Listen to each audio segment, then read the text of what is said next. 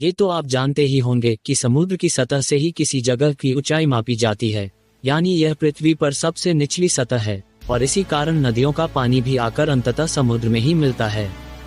ये क्रम कोई 100 से 200 पहले का नहीं है, बल्कि ऐसा तो हजारों लाखों साल से होता आ रहा है। लेकिन क्या कभी आपने ये ध्यान दिया है कि आखिर समुद्र का पानी ही खारा नमकीन क्यों होता है, नदियों का पानी क्यों नहीं? चलिए इस रहस्य के बारे में जान लेते हैं, लेकिन उससे ये जानना जरूरी है कि आखिर समुद्र का जन्म कैसे हुआ और कब हुआ।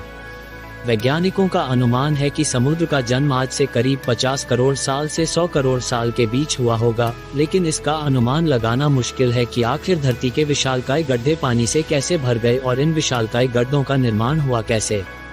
हालांकि ऐसा माना जाता है कि जब पृथ्वी का जन्म हुआ तो वह आग का एक विशाल गोला थी। जब ये धीरे धीरे ठंडी होने लगी तो चारों तरफ गैस के बादल फैल गए। यही गैस के बादल जब भारी हो गए तो वो बारिश के रूप में बरस पड़े। लाखों साल तक ऐसे ही बारिश होती रही, जिससे धरती के विशालकाय गड्ढों में पानी भर गए, जिसे आज हम समुद्र के नाम से जानते हैं। समुद्र के पानी में जीवों की लाखों प्रजातियां रहती है। इनमें कुछ विशालकाय जीव भी होते हैं, जैसे व्हेल मछली, शार्क मछली, ऑक्टोपस, एनाकोंडा सांप आदि। वैसे तो समुद्रों के बारे में अभी पूरी तरह वैज्ञानिक भी नहीं जान पाए हैं। ऐसे में उसके कई रहस्य अब भी अनसुलझे ही हैं। आपको शायद ही ये पता हो कि नदियों और झरनों में भी समुद्र का ही पानी रहता है। दरअसल समुद्र से भाप उठती है, जिससे बादलों का निर्माण होता है और इसी से बारिश होती है।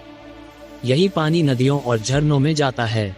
इसमें लवण भी घुले होते हैं, लेकिन उनकी मात्रा कम होती है, इसलिए नदी और झरनों का पानी अक्सर मीठा होता है। जब बारिश का पानी वापस समुद्र में पहुंचता है तो वहां थोड़े थोड़े करके लवण जमा होते जाते हैं। हजारों लाखों साल तक समुद्र में लवणों के जमा होने के कारण उसका पानी खारा हो जाता है। ये लवण है सोडियम और क्लोराइड, जिससे नमक का निर्माण होता है। समुद्र का पानी खारा होने के पीछे एक पौराणिक कहानी भी है।